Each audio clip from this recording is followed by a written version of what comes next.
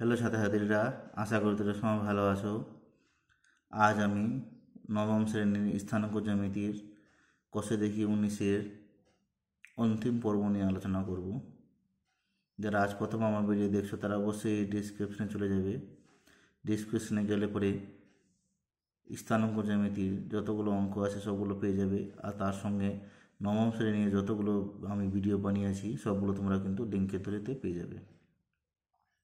তা আজ আমি যেখানে যে আলোচনা করব সেটা হচ্ছে দশের অঙ্ক। এর আগের আমি এইগুলো সব অঙ্ক আলোচনা করা হয়ে গেছে। আজ আমি দশের অঙ্ক আলোচনা করব। দশের অঙ্ক বলেছে একটি ত্রিভুজের বাহুগুলির মধ্যবিন্দুর স্থানাঙ্ক এত এত এত। ত্রিভুজটির শীর্ষবিন্দু তিনটি স্থানাঙ্ক হিসাব করে লিখি।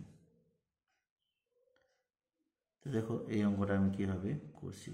তো এগুলো অঙ্ক করতে হলে কিন্তু তোমাদেরকে কিন্তু আগের ভিডিওগুলো অবশ্যই দেখতে হবে। আগের ভিডিও না দেখলে পরে কিন্তু অঙ্কগুলো তোমরা কিন্তু পারবে না। তো বেশি গল্প না করে অঙ্কটা শুরু করছি।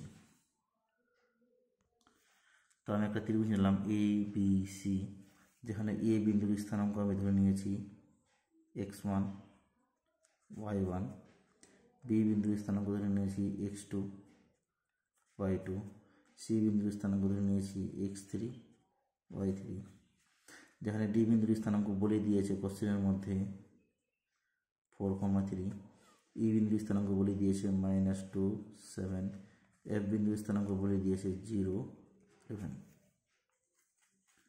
তা আমি লিখলাম এ বিন্দুর স্থানাঙ্ক x1 y1, বি বিন্দুর স্থানাঙ্ক x2 y2, সি বিন্দুর স্থানাঙ্ক x3 y3। এবার লিখলাম এ বি এর মধ্যবিন্দুর ডি এর স্থানাঙ্ক, মানে ডি এর স্থানাঙ্ক কি লিখব x1 plus x2 by 2 y1 plus y2 by 2। তাই করলাম। তো দেখো শর্তানুসারে এই মানটা এর সঙ্গে সমান 4,3 এর সঙ্গে সমান, এই মানটা 4,3 এর সঙ্গে সমান, তাহলে এই মানটা হবে 4 এর সঙ্গে সমান, আর এই মানটা হবে 3 এর সঙ্গে সমান। তাই করলাম x plus 1 x1 plus x2 by 2 equal to 4। তাহলে x1 প্লাস x2 4 2 যা 8 হয়ে গেল, এবং y1 plus y2 by 2 equal two 3। তাহলে y1 plus y2 equal to 6 হয়ে গেল। এটা 1 নম্বর, এটা 2 নম্বর। এবার আমি বের করবো বিসি বাহুর মধ্যবিন্দু ডিই এর স্থানাঙ্ক। তখন x2 plus x3 by 2 y2 plus y3 by 2। তার মানে x2 plus x2 plus x3 by 2 এর মান হবে -2, y2 প্লাস y3 এর মান হবে 7। তাই করেছি। বিসি এর মধ্যবিন্দু এর স্থানাঙ্ক x2 plus x3 by 2 y2 plus y3 by 2। তাই প্রথমটার সঙ্গে -2, তার মানে x2 প্লাস x3 বাই এটা হয়ে যাবে 2 to the 4 -4, আর এখানে হয়ে যাবে কত y2 প্লাস y3 বাই 2 সমান সমান 7, তার মানে 7 মানে 14। এটা হয়ে গেল তারপরটা। এবার তারপরে একটা আছে যেটা এ সি, এ থেকে সি, তার মানে x1 plus x3 by 2 y1 plus y3 by 2। তার মানে x1 প্লাস x3 বাই 2 এর সঙ্গে হবে 0, y1 প্লাস y3 এর সঙ্গে হবে বাই 2 এর সঙ্গে হবে 11। দেখুন তাই করা হয়েছে। এসি এর মধ্যে x1 plus x3 by 2 y1 plus y3 by 2 এটার সঙ্গে হবে 0, তাহলে x1 প্লাস x3 সমান সমান হয়ে গেল 0, এটা 5 নম্বর। y1 প্লাস y3 বাই 2 সমান সমান 11, তাহলে এর সঙ্গে y1 প্লাস y3 সমান সমান 22। এবার আমি করবো কি 1 যোগ 2 1 যোগ 3 যোগ 5, মানে 3টাকে যোগ করব। মানে এক্স এর যতগুলো ভ্যালু আছে, এক্স এর ভ্যালু যেটা x1 plus x2, x2 plus x3, x1 plus x3, এইগুলোকে যোগ করবো। এগুলো যোগ করে দেখো দুটো x1 হয়, দুটো x2 হয়, দুটো x3 হয়। তাই লিখলাম 2x1 plus 2x2 plus 2x3। এখানে প্রথমে আছে 8, 8 থেকে 4 বাদ দেবো। প্রথমে 1 নম্বরে আছে এখানে 8, তারপরে আছে -4, তারপরে আছে কত -4, তারপরে আছে কত 0। তার মানে 8 থেকে 4 গেলে কত হয় 4, 4 থেকে 4 শূন্য গেলে কত হয় 4, 4 লিখলাম। তার মানে x1 plus x2 plus x3 equal to হয়ে গেলো কত 2, সবগুলোকে 2 দিয়ে কাটলাম। তো এটা হয়ে গেলো আমার কত নম্বর 7 নম্বর সমীকরণ। এবার এই 7 নম্বর সমীকরণ থেকে প্রথমে 1 নম্বর বাদ দেবো, তারপরে আবার 7 নম্বর সমীকরণ থেকে আমি 3 নম্বর বাদ দেবো, তারপরে আমি আবার 7 নম্বর সমীকরণ থেকে 5 নম্বরটাকে বাদ দেবো। দেখো অঙ্কগুলো যখন বলবো বা অঙ্কগুলো যখন করবে তখন কিন্তু ভিডিওটি স্কিপ করে দেখবে না। স্কিপ করে দেখলে পরে কিন্তু কোনো ক্যালকুলেশন বুঝতে পারবে না। আমি কী বললাম 7 নম্বর থেকে আমি বাদ দেবো কত নম্বর 1 নম্বর। দেখো 7 নম্বরে ছিল কত x1 plus x2 plus x3, বাদ দিলাম 1 নম্বর। 1 নম্বরে কী ছিল x1 প্লাস x2, তো 7 নম্বরে ছিল প্রথমে 2 আর 1 নম্বরে ছিল 8, তার 2 বিয়োগ 8। তো দেখো এখানটায় x1 x2টা কেটে যাবে, তো বাঁচলো কত x3 সমান সমান এটাকে বিয়োগ করলে বের হলো কত -6। তাহলে x3 এর মান বের হলো কত -6। এবার 7 নম্বর থেকে বিয়োগ করব 3 নম্বর, তো 7 ছিল 2 আর 3 নম্বরে ছিল -4।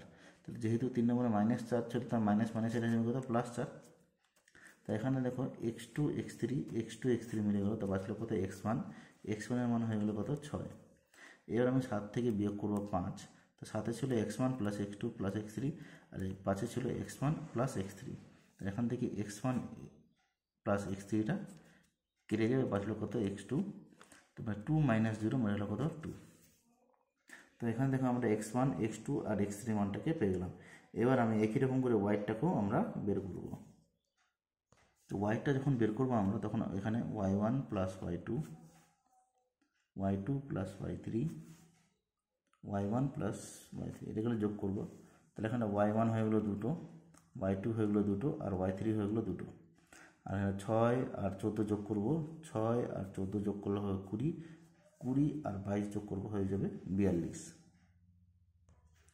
দেখো 2 4 5 যোগ করে পাই, তো 2y1 + 2y2 + 2y3 এগুলো 42 হয়ে গেলো। সবগুলোকে 2 দিয়ে কাটলাম, y1 + y2 + y3 = হয়ে গেলো কত 20। এটা হলো আমার 8 নম্বর অঙ্ক। এবার 8 নম্বর থেকে বিয়োগ করবো আমরা কত 2 নম্বর। 8-এ আছে কত y1 + y2 + y3 বিয়োগ y1 + y2, এটা কেটে যাবে, বাঁচবে কত y3। এখানে হয়ে গেলো এটার মান হয়ে গেলো কত 7, 8 নম্বরের মান হয়ে গেলো 21 আর 2 নম্বরের মান হচ্ছে 6, তো বিয়োগ করলাম হয়ে গেলো কত 15। এবার 8 থেকে বিয়োগ করব 4, এটা হচ্ছে তোমাদের 6 নম্বর হবে, এটা ঠিক আছে, এটা 6 নম্বর সমীকরণ আছে, তাহলে এটা 6 নম্বর হবে। এবার আমরা 8 থেকে বিয়োগ করব 4, এখানে y2 + y3 কেটে যাবে, বাঁচবে কত y1 আর 21 বিয়োগ 14, তোমরা কত হয়ে গেলো y1 এর মান 7। একই রকম করে 8 থেকে বিয়োগ করব 6, y1 + y2 + y1 আর y3 কেটে যাবে, বাঁচবে কত y2 21 বিয়োগ 22, তার মানে এটা বিয়োগ করলে -1। তার মানে আমরা এই বিন্দুর স্থানাঙ্ক হয়ে গেলো কত 6 - 7 কেন কিনা দেখো এখানে x1 এর মান বের হলো কত 6 আর এখানটায় y1 এর মান বের হলো কত 7। তার মানে এই বিন্দুর স্থানাঙ্ক হলো কত 6, 7। বি বিন্দুর স্থানাঙ্ক 2 - 1, তো কেন কিনা x2 এর মান বের হলো কত 2 আর y2 এর মান বের হলো কত -1, সেটা 2 - 1। একই রকম করে সি বিন্দুর স্থানাঙ্ক বের হলো -6 আর 15। এটাই হলো আমার অ্যান্সার। তো আশা করি বুঝতে পারলো অঙ্কটা কীভাবে হলো। অঙ্কটা একটু বড় হয়েছে, তো অঙ্কটা একটু বড়ই আছে, এটা ছোট অঙ্ক নয়, সেই জন্য অঙ্কটা আমি তোমাদের আগের ভিডিওতে করিনি। আগের ভিডিওতে করলে পরে অঙ্কটা অনেক বড় হয়ে যেত ভিডিওটা আমার। তো যারা প্রথমবার ভিডিও দেখছো তারা অবশ্যই চ্যানেলটিকে সাবস্ক্রাইব করে নেবে পরবর্তী নতুন নতুন ভিডিওগুলিকে পাওয়ার জন্যে। আর যারা ফেসবুক পেজ থেকে দেখছো তারা অবশ্যই ফেসবুক পেজটিকে ফলো করে নেবে পরবর্তী নতুন ভিডিওগুলিকে পাওয়ার জন্য। ভিডিওটি ভালো লাগলে অবশ্যই শেয়ার করবে, কমেন্ট করবে। আর যারা নতুন আছে তারা কিন্তু অবশ্যই চ্যানেলটিকে সাবস্ক্রাইব করে নেবে। এবার যাচ্ছে আমরা এর পরের অঙ্কগুলোতে, যে অঙ্কগুলো আমি ছেড়েছিলাম। 12 অঙ্ক, 12-র 1 নম্বরটা 4 নম্বরটা হয়েছিল, আমাদের 2, 3 আর 5টা সারা হয়েছে। এখানে কি বলেছে পি ও কিউ বিন্দু যথাক্রমে প্রথম ও দ্বিতীয় পাদে অবস্থিত এবং এক্স অক্ষ ও ওয়াই অক্ষ থেকে বিন্দু দুটির প্রত্যেকটি দূরত্ব 6 একক 4 একক। তাহলে বলেছে পি কিউ সরলরেখাংশের মধ্যবিন্দুর স্থানাঙ্ক লিখি। তো পি কিউর সরলরেখাংশের মধ্যবিন্দুর স্থানাঙ্ক দেখো আমি কীভাবে বের করছি আর এদের স্থানাঙ্ক কীভাবে দিচ্ছি তোমাদেরকে একটু বুঝিয়ে দিই। দেখো আমি এখানে লিখলাম প্রথম পদে অবস্থিত পি বিন্দুর স্থানাঙ্ক 4 6, তৃতীয় পদে অবস্থিত কিউ বিন্দুর স্থানাঙ্ক -4 -6। কেন কিনা আমরা যদি এক্স অক্ষ আর ওয়াই অক্ষ আঁকি, তো কোশ্চেনের মধ্যে লেখা আছে এটা প্রথম পদ আর এটা তৃতীয় পদ। তো প্রথম পদে বলে দিয়েছি এক্স অক্ষ থেকে, এটা আমাদের এক্স অক্ষ থেকে দূরত্ব হচ্ছে কত, মানে এতটুকু দূরত্ব হচ্ছে কত 6, আর ওয়াই অক্ষ থেকে দূরত্ব হচ্ছে কত 4। আমাদের 4 এটা 6, তার আমরা কত হয়ে যাবে 4, 6 বুঝাতে পারলাম। আর যেহেতু প্রথম পদে অবশ্যই দুটারই মান এক প্লাস হবে, সেটা 4, 6। এবার বলছে কি তৃতীয় পদেও সেম জিনিস আছে, এক্স অক্ষ থেকে দূরত্ব হচ্ছে 6 আর ওয়াই অক্ষ থেকে দূরত্ব হচ্ছে 4। এটা 4 এটা 6, যেহেতু তৃতীয় পদে অবস্থিত দুটোরই মান মাইনাস হয় সেটা তাই এটা মাইনাসে করা হলো। এবার পি কিউ সরলরেখাংশের মধ্যবিন্দুর স্থানাঙ্ক, তার মানে এখানে কত 4 - 4/2 6 - 6/2, তার মানে 0/2 0/2, তাহলে অ্যান্সার হয়ে গেলো কত 0,0। তো আশা করি বুঝতে পারলে 12 নম্বর অঙ্কটা কী করে হলো। এবার 12 নম্বর অঙ্কটা যেটা আছে একদম সেম প্রসেসেই হবে।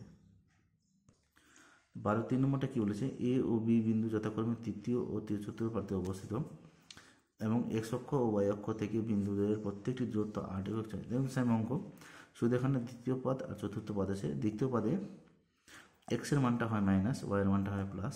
চতুর্থ পদে এক্সের মানটা হয় প্লাস, ওয়াইয়ের মানটা হয় মাইনাস। যেহেতু এক্স অক্ষ থেকে দূরত্ব 8, তার মানে এক্সের মানটা হয়ে যাবে ওয়াই আর ওয়াইয়ের মানটা হয়ে যাবে এক্স।